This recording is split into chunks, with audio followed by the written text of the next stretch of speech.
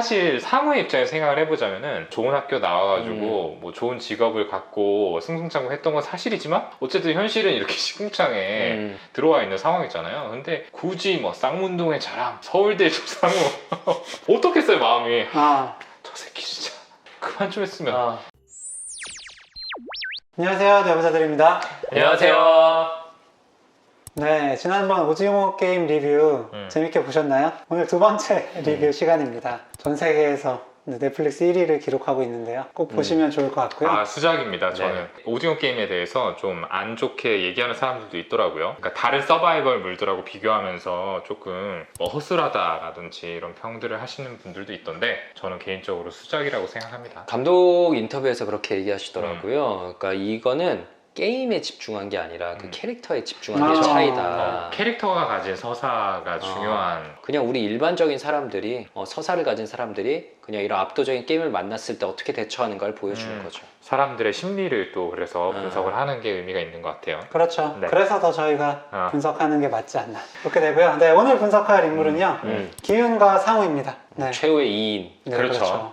오늘 방송도 마찬가지로 수많은 스포들이 들어갈 예정이기 때문에 혹시라도 아직 안 보신 분이 계신다면 꼭 보시고 나서 이 영상 보셨으면 좋겠습니다. 오늘도 좀 의아한데? 싶은 장면으로 시작을 해볼게요.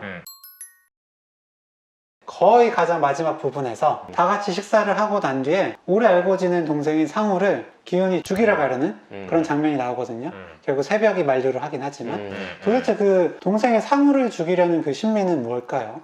이거 여러 가지 좀 숨어 있다고 생각하는데 기훈이는 사람이 죽는 장면에 굉장히 민감해요. 사람이 죽었다니까요 이러면서 막 항의하잖아. 근데 과거의 트라우마를 좀 보여주죠. 자기 같이 있던 직장 동료가 죽고 났을 때 그 트라우마에 대해서 보여주는데 그래서 사람이 죽는다는 거에 대해서 이 사람이 굉장히 민감하고 전에 게임에서 상우가 사람을 밀어서 죽였어. 그렇기 때문에 살인자가 된 거고 상우는 과거에 이 사람은 살인자에게 엄청난 분노를 가지고 있었던 사람이죠. 자기 마음속에서 가장 미워하던 어떤 대상의 전이 현상이 일어났겠죠. 저는 그렇게 살인자에 대한 분노가 있으면서도 동시에 어쨌든 본인도 누군가를 죽인 살인자가 된 상황이잖아요. 자기도 일남이 형 죽였거든. 그러니까요. 네. 어쨌든 간접적으로 죽음에 이르게 만들었죠. 근데 그 한참 기훈이가 괴로워하고 있을 때 상우가 굉장히 팩트 폭력에 가까운 이야기를 해요. 뭐 착한 척 하지 마라 약간 이런 식의 뉘앙스의 얘기를 했던 걸로 기억을 하는데 어떻게 보면은 상우는 좀 기훈이 가장 부정하고 싶은 자신의 밑바닥에 있는 본성을 자꾸 건드리는 존재였던 것 같아요. 어쩌면은 그 본성 자체를 좀 대변하는 현실에서 대변하고 있는 인물이기도 하고요. 나의 섀도우인 거지. 그렇죠. 섀도우. 이제 내가 생각하는 나의 나쁜 부분을 이제 모두 안고 있는 존재라고 생각을 하기 때문에 말하자면은 이제 스스로에 대한 혐오감까지도 이제 상우에게 투사가 돼서 더 큰 분노를 느꼈고 그렇게 죽이려고 하겠지 않았을까. 죄를 이제 해치워버리면 나의 죄책감까지 취소할 수 있는 거지. 언두잉할 수 있는 거지. 어둠의 기운은 사라지고 착한 기운만 남을 수가 있는 거죠. 그렇죠. 네. 정의를 구현함으로써 과거의 행동을 취소하려고 하는 그치. 일종의 방어 기제가 작용한 부분 아닐까 생각을 해봤습니다. 네. 그래서 저는 뭐 가능성은 낮긴 하지만 새벽이를 지키려는 마음이 더 크게 작용을 했을 수 있겠다. 본인뿐만 아니라 이 새벽이한테 가장 위협이 되는 존재는 상우잖아요. 상우를 제거해서까지라도 이제 새벽이를 좀 보호하고 싶은 그런 마음이 워낙 크고 결국 기훈이 이전에 사람들을 도와주는 장면이 굉장히 여러 번 나오고 약자랑 협동했을 때는 자기가 죽을 수도 있다는 걸 감수하면서까지 도와주는 그런 인물이었잖아요. 그렇기 때문에 그런 좀 도와주려는 마음이 좀 작용을 하지 않았을까. 그런 게 아마 과거에 내가 동료를 충분히 돕지 못했다라는 그 트라우마를 계속해서 극복하고자 하는 그런 노력이 아닌가 싶어요. 그래서 이런 걸 이해 안 하고 보면 좀 너무 어색해. 어릴 때부터 알고 지내던 애한테는 오히려 이렇게 각박하게 대하고 처음 보는 사람들한테만 착한 사람 이런 걸 하는 게 되게 어색하게 보일 수 있는데 이런 심리를 이해한다면 이런 무의식적인 심리가 기훈이를 지배했다고 생각한다면 별로 이상한 건 아닙니다. 이거와 대조적인 선택을 하는 게 바로 상우죠. 상우가 호감을 보인 대상은 알리였죠. 그렇죠. 네. 상우는 알리가 굉장히 쓸모 있는 사람이라고 판단을 했던 거예요. 그렇기 때문에 굉장히 좀 잘해주고 같은 편으로 포섭하려고 노력을 하죠. 그렇지만 중요한 순간에서는 배신을 하게 되는데 어떤 장면이었죠? 아마 여러분들도 의아하셨을 겁니다. 설탕 뽑기 게임에서 본인이 상우는 이제 무슨 게임인지 아는데도 불구하고 기훈이 별 모양을 선택할 때 아무 얘기하지 않잖아요. 왜 알려주지 않았을까요?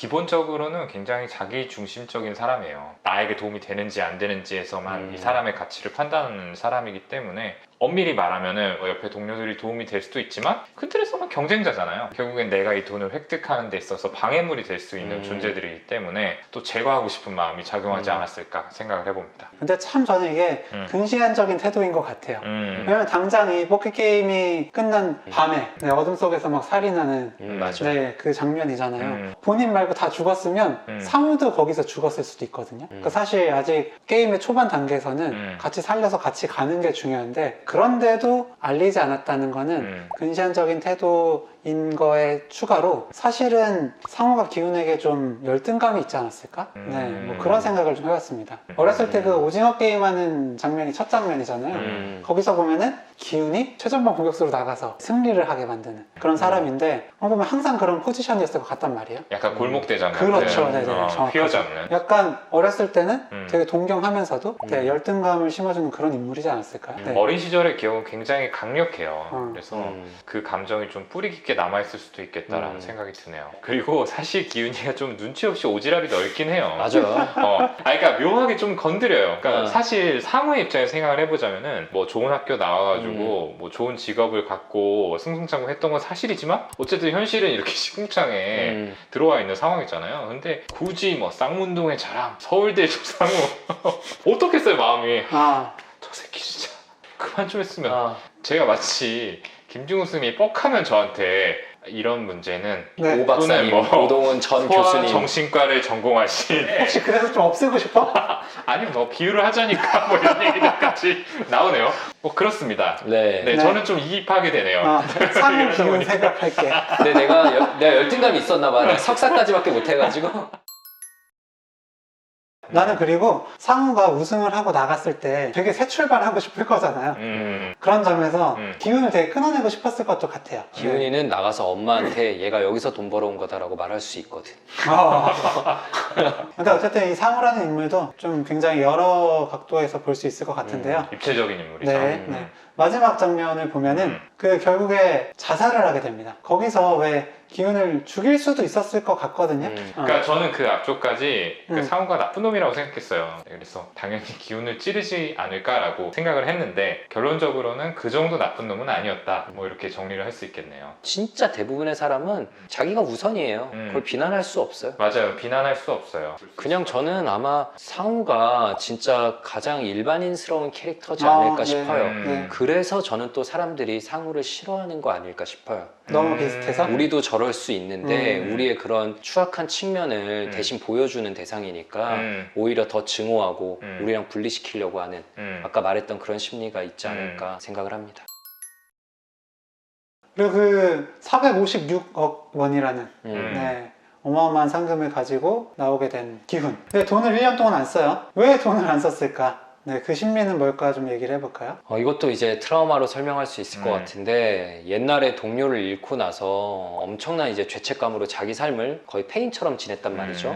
아마 지켜주지 못했다. 동료는 떠나보냈는데 나 혼자 잘 살 수 없다. 라는 무의식적인 죄책감이 얘를 완전 짓눌렀을 거라고 생각해요. 이 456억도 이제 다 목숨값인 거야. 일남이 할아버지가 자기를 살려준 목숨값, 새벽이가 자기를 살려준 목숨값인데 그거를 쓰기에는 자기의 죄책감이 용서할 수가 없는 거죠. 그래서 과거의 패턴을 그냥 그대로 반복한 게 아닌가라고 생각을 합니다. 근데 저는 어머니가 돌아가신 게 너무 크리티컬했을 것 같아요. 맞다.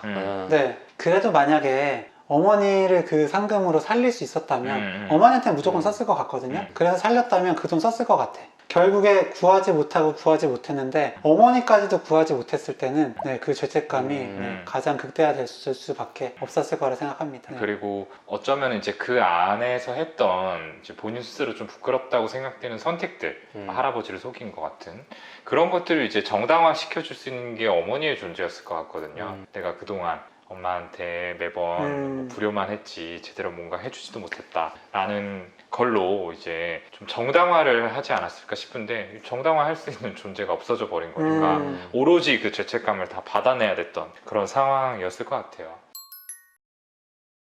그렇다면 일남 할아버지와의 게임이 끝난 뒤에 돈을 쓰죠. 그 본인 머리 하는 데도 쓰고 네. 옷도 사 입고 네, 옷도 사 입고 상우 어머니한테도 드리고 네, 새벽이 동생도 챙기고 네, 그렇게 돈을 쓰게 되는데 다시 돈을 쓴 그 심리는 무엇일까요? 그러니까 그 마지막에 일남 할아버지와의 내기, 행려인을 도와주는 사람이 있다라는 거를 보고 그게 이제 뭔가 기폭제가 된 것 같죠. 그러니까 사람에 대한 믿음, 그게 이제 다시 회복되면서 살아가야 될 어떤 동기들을 다시 자각을 한 상황이다. 뭐 저는 그런 식으로 생각을 했던 것 같아요. 그리고 죄책감도 상당 부분 덜어지지 않았을까 싶어요. 내 잘못이었는데 내가 아니라 저 나쁜 할아버지 잘못이 된 거야. 그러니까 이제 나는 죄책감으로부터 좀 자유로워질 수가 있는 거고 그 모든 것이 설계였다는 걸 알게 되니까 이 사람의 설계였다는 걸 상당히 다른 걸 줬을 거고 그 죄책감에 짓눌려 있던 삶의 열망이 이제 조금 올라오게 됐을 텐데 확 올라오게 되니까 그 이전에는 진짜 열정 없는 모습으로 살다가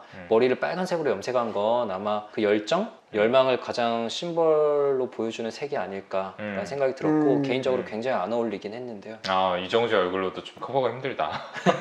그 스타일 자체도 좀 그랬어요. 죄송하지만 조금 그런 생각을 했습니다. 그리고 열정이라고 얘기했는데 저는 죄책감이 분노로 바뀐 것 같기도 하거든요. 네, 그래서 그 분노를 보여주는 색깔. 그럴 수 있겠네.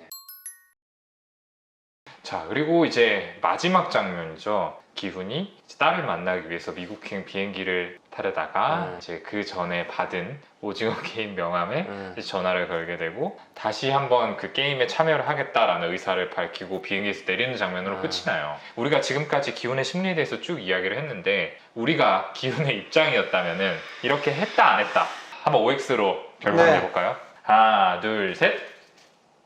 다행이네. 네. 다행이네. 여기 이상한 사람이 안 있어. 이게 참 어떻게 그거 돌아가나? 네. 그만큼 아까 얘기한 그 분노가 어마어마하지 않나. 그러니까 스스로를 향해 했던 분노가 이제 대상을 찾은 거죠. 이 오징어 게임의 주최 측. 그리고 그거는 딱 이 오징어 게임으로만 생긴 분노가 아니라고 생각해요. 그 젊은 시절에 어쨌든 노동운동을 하다가 탄압당하고 사회적 약자로서 자신들을 공격하던 사회적 강자에 대한 분노, 그런 몇십 년의 그 얹혀있던 분노가 다 같이 한 번에 폭발되기 때문에 이런 행동을 할 수 있다고 생각하지만 아니 그래도 정말 이런 선택을 할 수 있는 사람이 몇 명이나 될까.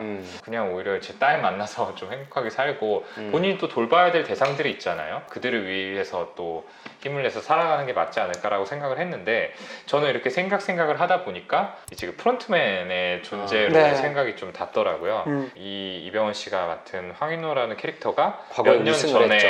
오징어 게임에서 우승했던 2015년인가? 근데 이제 프론트맨으로 주최 측에 서서 일을 하고 있잖아요. 그러니까 어쩌면은 황인호도 어떤 경유를 통해서 다시 게임으로 돌아갔고 그 게임 안에서 뭔가 또 다른 경험을 하면서 주최 측으로 들어가게 되지 않았을까. 저는 이런 식으로 좀 생각을 해봤어요. 저도 비슷한 생각을 했는데 일남 할아버지와 기훈이의 마지막 게임 같은 거를 황인호도 하지 않았을까. 그리고 그때 황인호는 좀 다른 결과가 나왔을 수 있는 거지.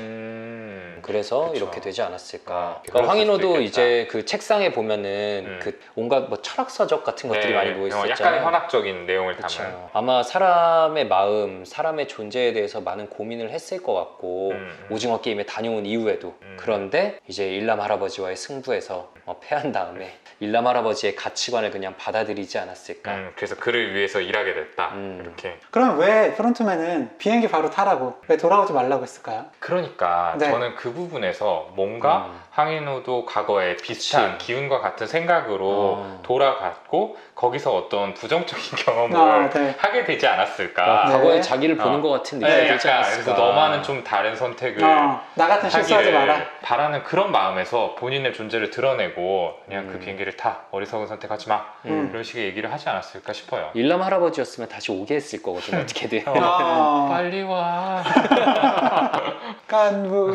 깐부할까? 유독 잘하시네요. 그래요. 하여튼 저는 드라마 상으로는 돌아갈 수밖에 없죠. 제목이 오징어 게임이니까. 어떤 의미예요? 이 오징어 게임이 마지막 게임이잖아요. 근데 보면 처음도 오징어 게임으로 시작하고 끝날 때도 오징어 게임으로 시작하는데 한 발로 뛰다가 오징어 몸통을 가로지르면 거기에 성공을 하면 암행어사가 됩니다. 그렇죠. 암행어사. 어떻게 보면은 시즌 1의 우승, 그러니까 이 오징어 몸통을 가로지른 그 기운은 암행어사가 된 거죠. 그러니까 두 번째 게임에 참여해서 암행어사로서 역할을 할 수 있을 거다라는 복선. 그렇죠. 좀 그렇게 좀 뿌듯한 미소 못. 괜찮지? 아, 네. 네. 준비했네 이거. 네, 네. 훌륭합니다. 생각을 좀 해봤습니다. 아무튼 장안의 화제 오징어 게임을 오늘도 이어서 분석을 해봤는데 정말 네. 시즌 2가 좀 기대가 되는 것 같아요. 네. 시즌 2에는 아마 프론트맨의 서사도 나올 거고 방금 말한 대로 암행어사 기훈의 활약상도 좀 그려지지 않을까라고 생각을 해봅니다. 그러면 오징어 게임과 내부자들이 함께 떡상하는 그날을 꿈꾸며 저희는 오늘 방송 여기까지로 하고요. 다음 영상에서 더 흥미롭고 유익한 콘텐츠 들고 다시 찾아뵙도록 하겠습니다. 감사합니다. 감사합니다. 오늘 영상 조금이라도 재밌고 유익하셨다면 구독, 네, 좋아요. 댓글 쓰기, 알림 설정까지. 네, 꼭 부탁드립니다. 감사합니다. 감사합니다.